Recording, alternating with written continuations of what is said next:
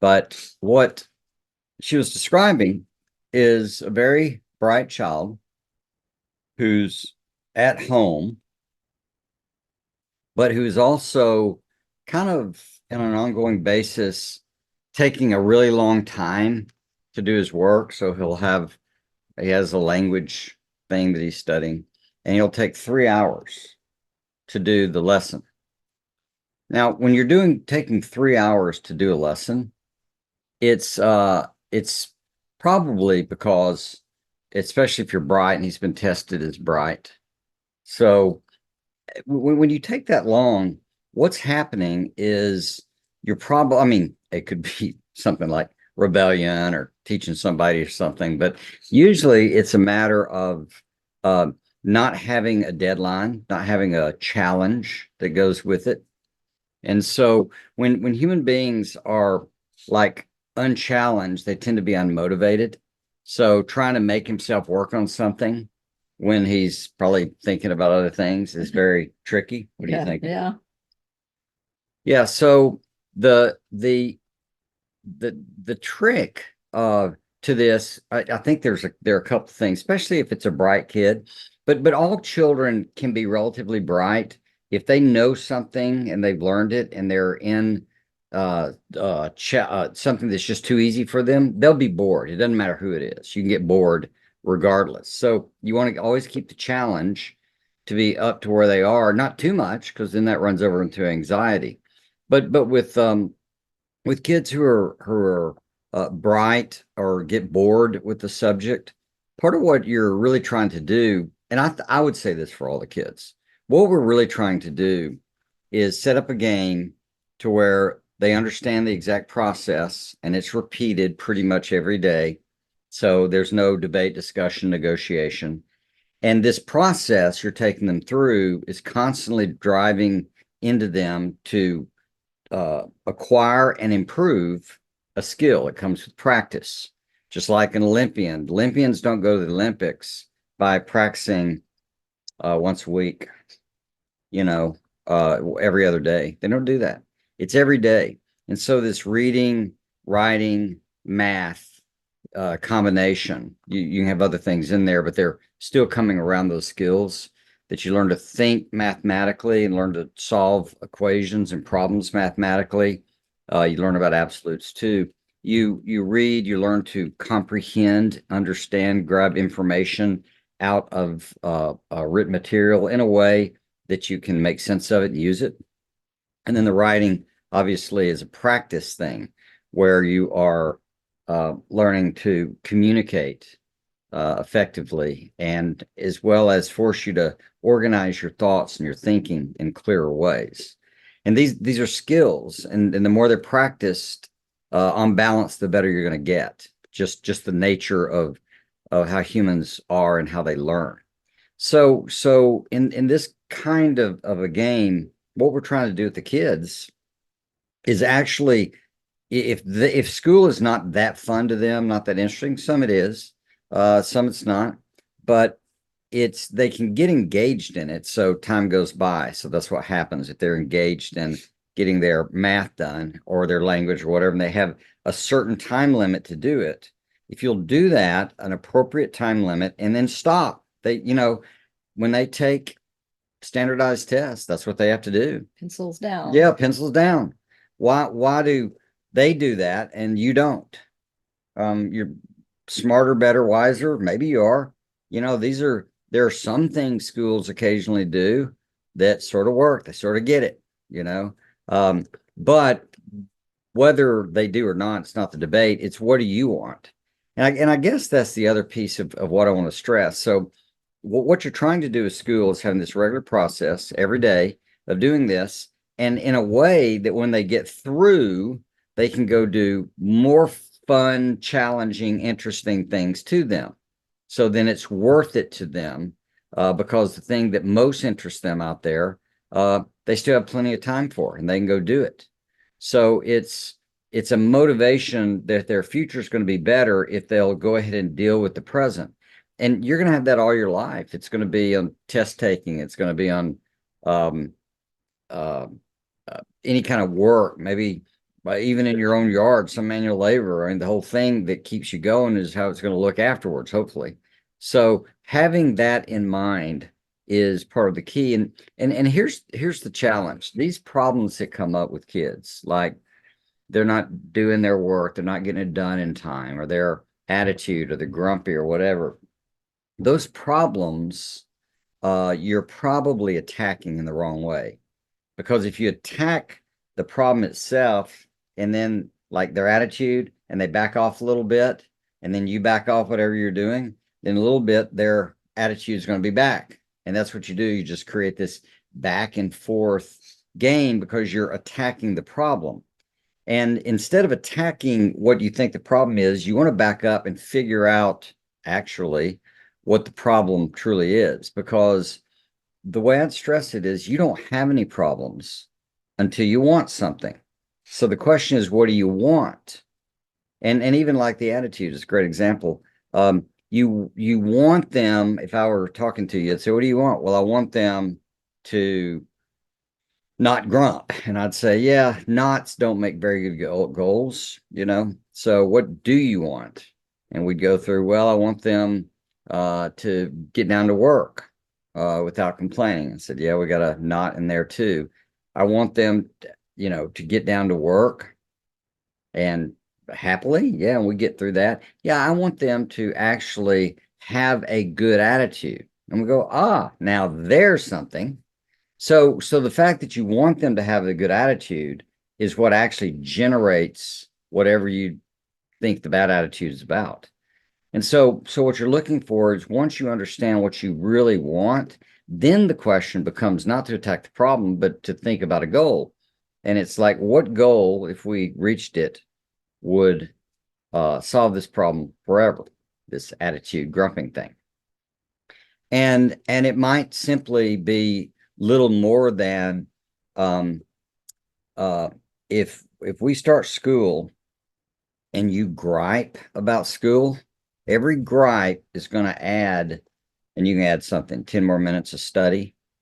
I don't care. I mean, it's your child, but they need to understand that there's a consequence. When you see them griping consistently, it means they get a reward for it. There's a little dopamine hit by how you react, rather than it being just simply a mechanical thing, or it might be yard work, or it might be they don't get their thing, or it might be something, but it's like, my goodness, you're a human being and you could bring a good attitude or a poor attitude.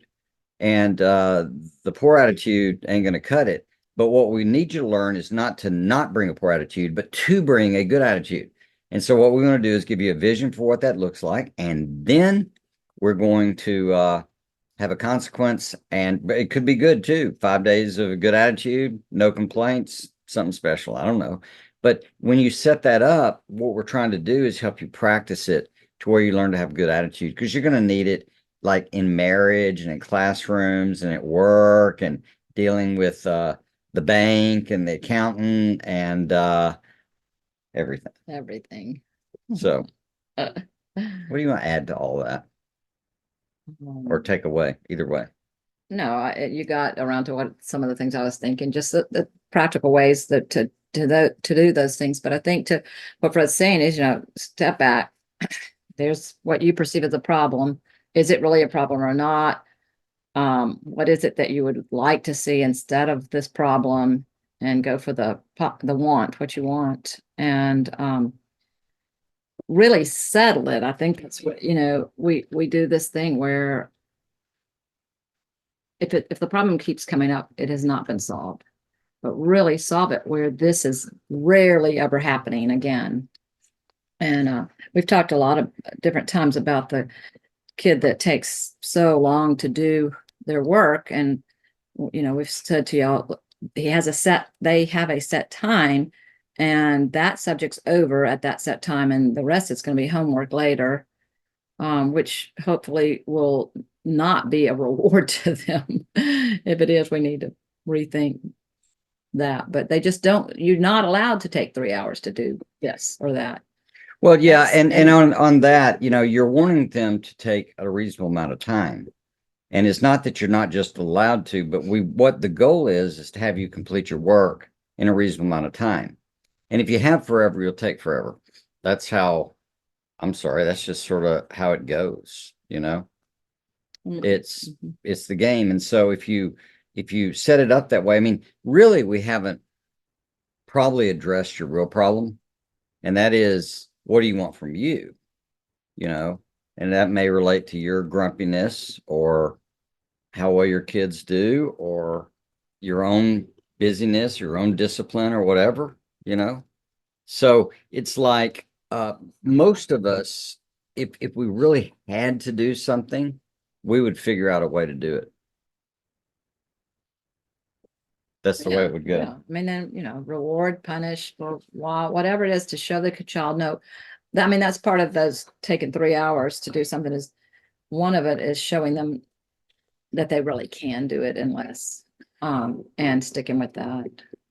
And some of it is they're just having to learn to focus and being one with, attention deficit, oh, squirrel. I understand that, but it's not that they can't focus. That's not the thing. The thing about focus is learning to bring your attention back. We all actually get out of focus. It's that coming back to it. And knowing the deadline and how much time you have left on a test is what makes you be much more organized and get it done. And we don't have to build our whole life around 15-minute increments, though. I have people I know that I think do. They say they do. Um, but with school in particular, that's the game. It's just reading to your full, eating to your full, doing life to your full. That's not going to be. I don't think it's going to serve your kids very well. But back to my real point is even in your life, it may be more about you and what you need to bring to it. Most parents I've found actually know what to do. They just won't do it. And the reason they won't do it is they don't have largely either a clear enough vision or an honest appreciation for what's really happening in reality. And those are the keys. They may not have a plan. They may not know how it works. But I'm going to tell you, your kids are going to work very much the same way you do, more or less, which is if you work for anybody, you know what they want. If you're doing a good job, you know when they want it by, you know how they want it done, if that's a thing, right? And the deal is, if you do it, you get paid. If you don't do it, you get fired. And it's not much more complicated than that, but we want to make it complicated because our kids are different and our situation's different. We've had this crisis and that crisis and all the rest, and that stuff's going to happen all the time. At some point, uh, what was Drucker's old point? All planning must degenerate into work. At some point, we just can't talk and delay. So, what questions do you have? What's going on? Or successes, or joys, or pushback? I'm open to absolutely all of these things. I think most of y'all are winding down your school year. I'm sure your kids are excited about that, probably. We never did. We didn't. We homeschooled year round. Yep. Yeah, that was crazy. Um, it wasn't crazy. It worked well for us, and we had breaks and all. But in our way of thinking, taking a 3-month break from learning just didn't make sense. That is why math books, the first quarter of the book or third, is review from the previous year because they have these built-in breaks. And the breaks came. I mean, why we do breaks? I think so. Farming. Yeah, agrarian culture, and I think in the history we just got used to that, and then it turned into um uh come home, be able to work during the summer, especially for crops, for livelihood, for survival, etc. And then vacations, it transitioned to other things, but that's basically the problem. And it's way easier on the kids if you want them to learn to be learners to just keep learning. This is not something to take a break from. I mean, you can go on vacation or whatever, but we want to be learning like every day, all the time. That's the nature of the game. Yes, as Zay says, they do year round, right? So we're not entirely alone. I mean, we took Sundays off. We took Saturdays off except for math. They could do math at some point in the day before supper. And if you did a community project like clean up a road or help out at the church or whatever it was, community, something approved. If you're doing that on a Saturday, you skip math. So we had a higher technical value on service than math, sort of. Yeah. So I can pull up our list, but And that was a day that I didn't find them dilly-dallying, taking their time on Saturdays. They got their math yeah, done. they got most of them got up and got it done, unless they had spent the night somewhere and Sure. couldn't do it till they get home. But they want to get up and get it done, and that may be the even the example I was saying. You can just find out just one day. Let's say he has this kid has this language thing he's studying, and he has a lesson, and let's say it's an hour, and he normally takes 3. You could just prove to him, as Jody was saying, all right, school tomorrow is going to be this. You only have to do that. And as soon as you're done with it, you have the rest of the day free. It's just up to you. What will happen is if it's not done by supper, then there's some kind of consequence or something, something like that. Most humans, in thinking it through, some would say, well, I'll just wait the last minute, and that might work for them, an hour before supper, but most likely they'll want to get up and get it done. Yeah. And I'm really just talking about human nature. I'm not And trying to say this is an exact to way to do it. right. Because if that would drive you crazy, then don't have that be the deadline.